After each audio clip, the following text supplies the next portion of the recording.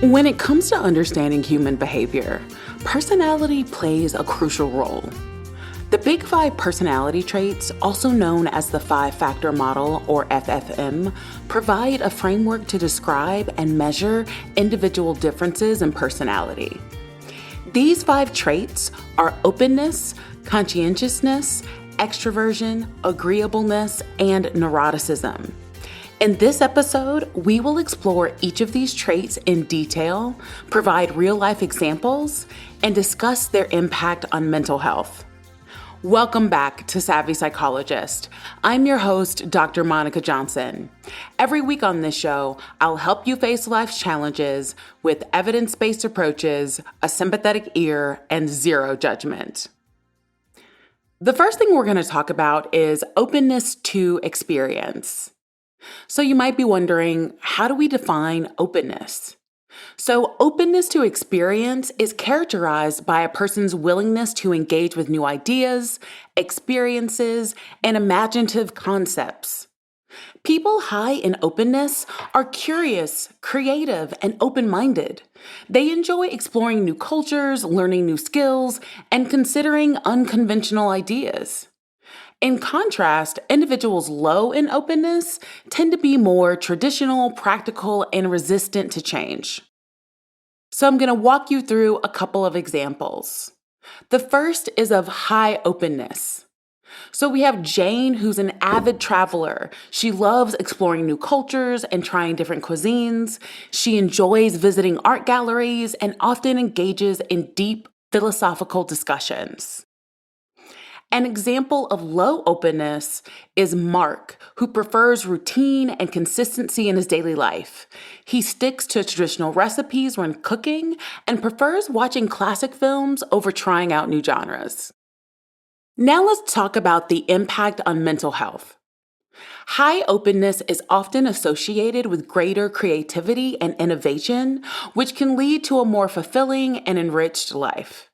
However, excessive openness might result in impracticality and a tendency to become easily bored or distracted, potentially leading to anxiety or restlessness. Conversely, low openness can provide stability and a sense of security, but may also lead to a lack of adaptability and resistance to beneficial changes, possibly contributing to feelings of stagnation or dissatisfaction. Next up is conscientiousness. Conscientiousness refers to a person's degree of organization, dependability, and goal-oriented behavior. Highly conscientious individuals are disciplined, methodical, and reliable. They are often seen as diligent workers who strive for excellence and pay attention to detail. In contrast, those low in conscientiousness may be more spontaneous and flexible, but can also be perceived as careless and disorganized. Now let's talk through a couple of examples. The first is of high conscientiousness.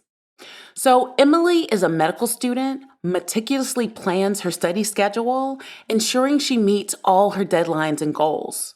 She is highly organized and keeps detailed notes and to-do lists. An example of low conscientiousness may be Jake, who often procrastinates on his assignments and struggles to keep his workspace organized. He frequently forgets appointments and misses deadlines. So let's talk about impact on mental health. High conscientiousness is generally associated with positive outcomes, such as academic and professional success, which can boost self-esteem and reduce stress. However, excessive conscientiousness might lead to perfectionism and excessive stress. Individuals low in conscientiousness might experience challenges in maintaining structure and achieving goals, which can lead to feelings of frustration and lower self-worth. The next thing we're going to talk about is extroversion. Extroversion encompasses traits related to sociability, energy, and positive emotionality. Extroverts are outgoing, talkative, and enjoy being around others. They tend to be enthusiastic, assertive, and seek out social interactions and activities. In contrast, Introverts, or those low in extroversion, are more reserved, introspective, and comfortable with solitude. Now let's talk through a couple of examples. The first is of high extroversion. Chris loves attending social events and parties. He feels energized by being around people and enjoys making new friends and engaging in lively conversations. Now let's talk about low extroversion. Monica prefers spending her evenings reading a book or watching movies at home rather than going out. She values quiet, solitary activities and finds large gatherings overwhelming. And yes, I use my own name because this is me all day. I never miss an opportunity to remind people of my introversion. Now let's talk about impact on mental health.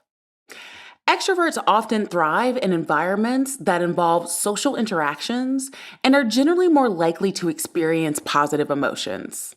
However, their need for social engagement might lead to difficulties when they are alone, potentially causing feelings of loneliness. Introverts, while comfortable with solitude, might struggle in highly social environments, leading to stress or social anxiety. Balancing social needs with personal comfort levels is crucial for mental well-being. Next is agreeableness. Agreeableness reflects a person's tendency to be compassionate, cooperative, and socially harmonious. High agreeableness is associated with traits such as kindness, empathy, and a willingness to help others. In contrast, individuals low in agreeableness may be more competitive, critical, and skeptical. An example of high agreeableness is Sophie. Sophie is always willing to lend a helping hand to her colleagues and friends. She's empathetic, kind, and often goes out of her way to ensure others are comfortable and happy. Now let's talk about low agreeableness. Rachel tends to be critical and skeptical of others' intentions. She is often involved in conflict and prefers to assert her opinions rather than compromise. Now let's talk about the impact of agreeableness on mental health. High agreeableness is generally associated with positive social outcomes and strong relationships, which can contribute to overall happiness and lower stress levels. However, excessive agreeableness might result in people being overly submissive or taken advantage of, potentially leading to burnout or resentment. Low agreeableness might lead to conflicts and difficulties in maintaining harmonious relationships, contributing to stress and social isolation. Lastly, we're going to talk about neuroticism. Neuroticism describes a person's tendency to experience negative emotions such as anxiety, anger, and depression. Individuals high in neuroticism are more prone to emotional instability and stress. In contrast, those low in neuroticism are generally more emotionally stable, calm, and resilient. An example of high neuroticism is Laura, who frequently experiences anxiety and worries about potential problems. She's sensitive to stress and often reacts emotionally to challenges and setbacks. An example of low neuroticism is Sam. Sam remains calm and composed, even in high-pressure situations. He handles stress well and maintains a positive outlook, rarely letting negative emotions affect him. Now let's talk about impact of neuroticism on mental health. High neuroticism is linked to various mental health issues, including anxiety, depression, and emotional instability. Individuals high in neuroticism may benefit from interventions such as therapy and stress management techniques. Low neuroticism is associated with better mental health and well-being, though extremely low levels might result in a lack of awareness of potential dangers or challenges. Understanding the Big Five personality traits can offer valuable insights into individual behaviors and mental health. Here are some ways to integrate this understanding into mental health strategies. The first thing I'll mention is self-awareness. So, encouraging individuals to gain awareness of their personality traits can help them understand their strengths and areas for growth. Self-reflection and mindfulness practices can foster better emotional regulation and personal development. The next is stress management. So, developing personalized stress management techniques based on personality traits can improve mental well-being. For example, introverts might benefit from quiet, solitary activities like meditation or reading, while extroverts might find social activities and group exercise more stress relieving. The next is enhancing relationships. So, understanding personality traits can improve interpersonal relationships. Highly agreeable individuals might work on setting boundaries, while those low in agreeableness can practice empathy and active listening to enhance their social interactions.